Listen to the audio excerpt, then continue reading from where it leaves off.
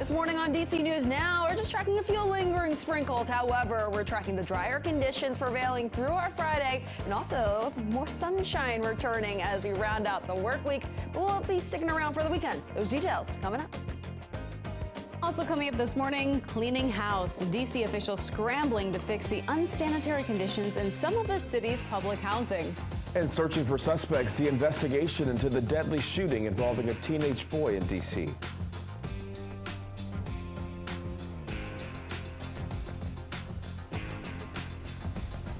A 2-alarm fire in Arlington. We're hearing from investigators this morning and what areas you should avoid.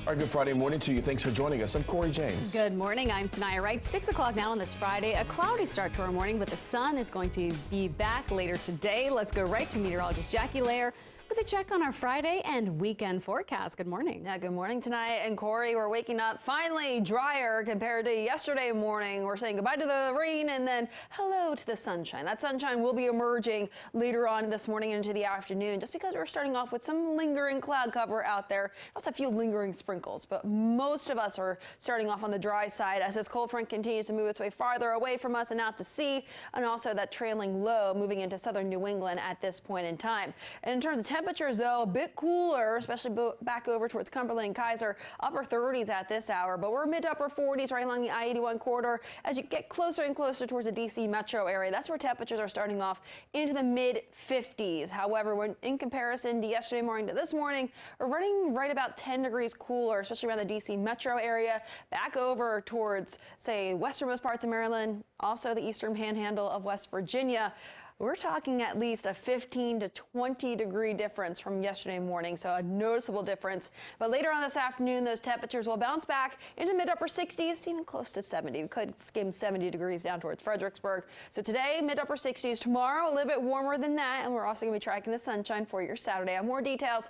We'll get towards the rest of that 7-day coming up, but right now I do want to toss it over to Shanika for the all-important traffic update. What do people need to know before hitting the roads? Well, we have problems out of Prince George's County. Interloop delays. You can already see traffic volume begin to build. So past this point, right near Pennsylvania Avenue, Maryland Route 4, you're going to find a crash, slowing things down. That's to the right shoulder. Do be careful in this area if you're heading out, especially if you're leaving southern Prince George's County, heading over to northern Virginia. Look at Pennsylvania Avenue. You're seeing a little bit of a delay in that area as well. Over to that top side. On the other side, it looks pretty jammed. Coming off of 95, you're going to start to see some delays build right in Hillendale through Silver Spring and past Georgia Avenue. 270 north and southbound, no complaints at all. Coming out of Frederick through Hyattstown, through Germantown, Gaithersburg, and Bethesda, guys.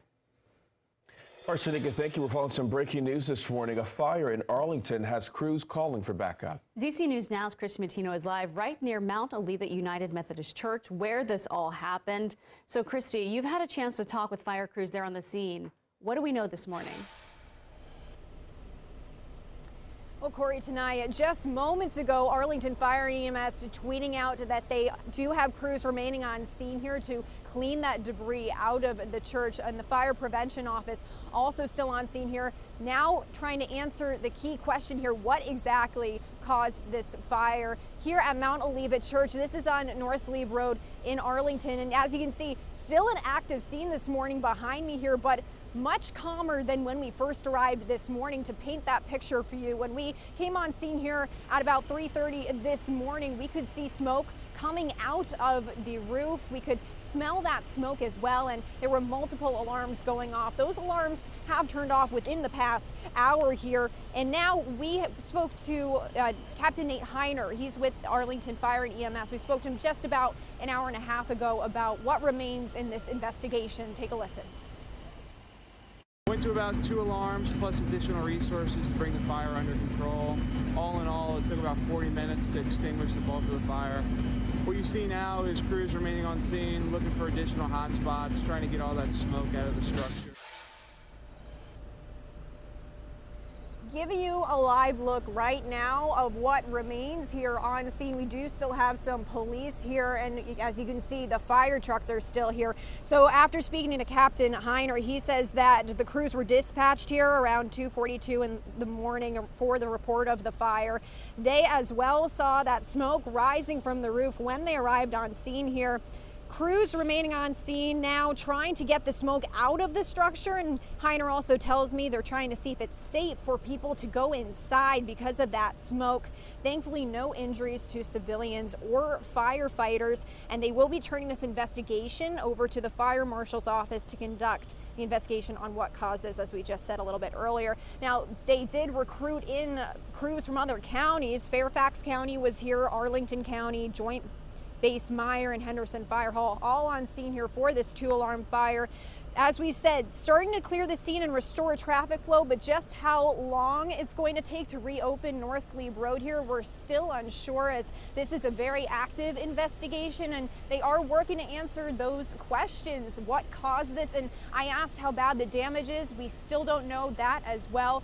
Arlington Fire says they will be posting updates and more information on their social media throughout the day, and we will bring those to you, that information to you as soon as we get it. For now, live in Arlington, Christy Matino, DC News Now.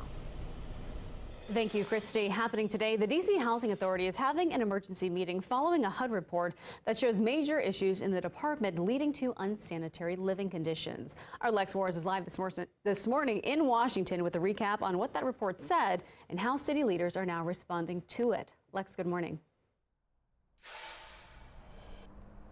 Yeah, this report has made waves in the community. City leaders are taking action to ensure that there are changes within the housing authority, and community members who live in these public housing units with unsanitary conditions, well, they're relieved that there is going to be attention now put on them and hoping that it does lead to changes for those living conditions. Some of the conditions that were outlined in that report include mold and mildew growing inside of apartments, deteriorating walls and ceilings that are collapsing, rodents and bugs, and active leaks, all of this inside of our city's public housing. Now, the report also says that there are major issues with the oversight and management, as well as a lack of knowledge about property management from inside of the DCHA board. And this is why DC Council and the Attorney General are now looking at emergency legislation, hoping to ensure that they will have more experts on the board. Now, coming up later today, there is going to be that emergency meeting right here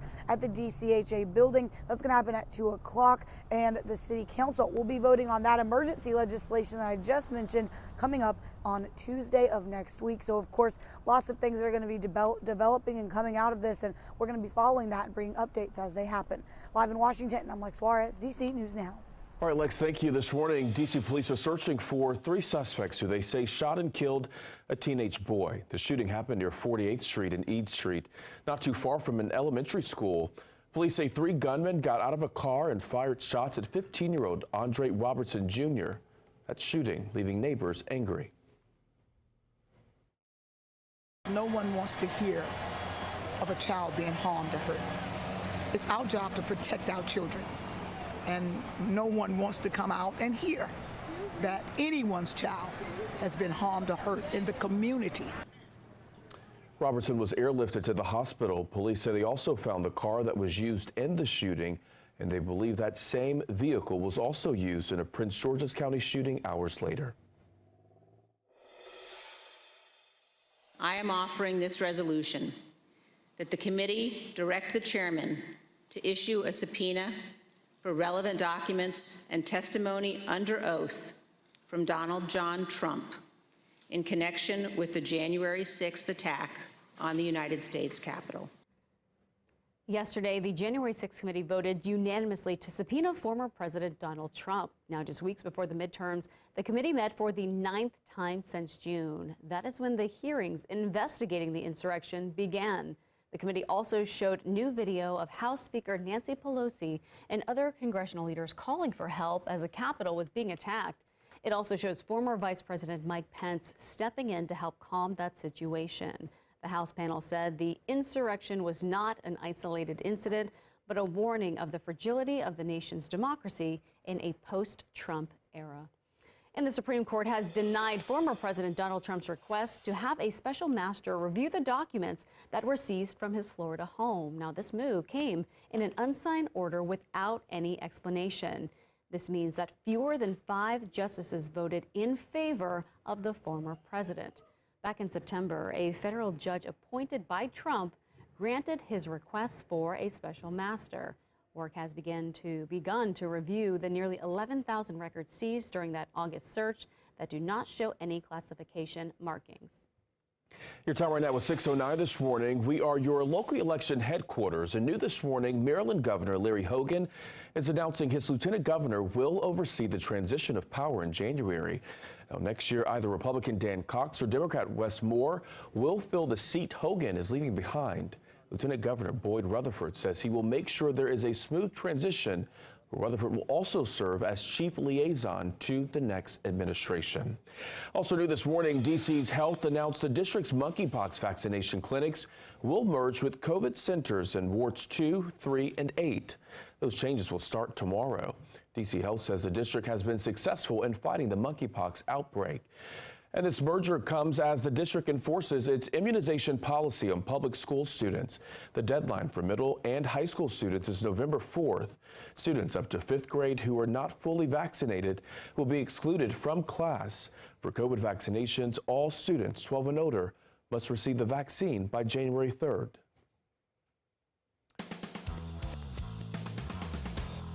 And the Commanders are happy and heading home this morning. Washington leaves Chicago after picking up the win last night. In that football game, the final score was 12-7. Rookie Brian Robinson scored his first touchdown as well. This is less than 2 months after he was shot in the lower leg. Jonathan Allen had an interception, while cornerback Benjamin St-Juste kept Chicago to a single score with a goal line stop. And despite the win, Commanders headlines still revolve around team owner Dan Snyder. That is right. An ESPN.com report released yesterday says Snyder claims to have dirt on other NFL owners as well as the commissioner, Roger Goodell. Now, that report would go on to say Snyder told his law firm to hire private investigators to look into those other owners as well as Goodell. This potentially stems from the investigation by the House Oversight Committee into Snyder's role in creating a hostile work environment. Our sports director, Derek Forrest, spoke with Chris Russell from radio show Russell and Medhurst on the Team 980 earlier about this topic. Nothing in this article really shocked me from the standpoint of, I mean, for people to think that Dan was going to go down without a fight or that Dan was going to let people trample, that's not Dan's MO. That's not Dan's history. That's not Dan's track record. He sues everybody but Santa Claus. Head coach Ron Rivera is feeling the weight of that report as well. He got pretty fired up and eventually left last night's post-game press conference early. Take a listen.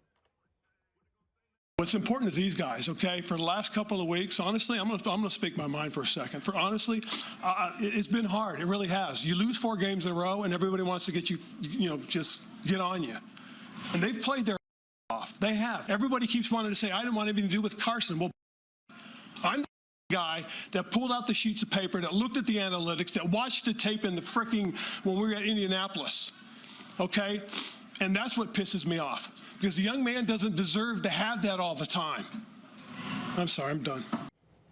All right, well, Rivera will try to keep the team's spirits high as they get ready to take on the Green Bay Packers. And if you would like to stay updated on the Commanders, you can watch that game, catch game night each night at 11 o'clock right here on DC News Now.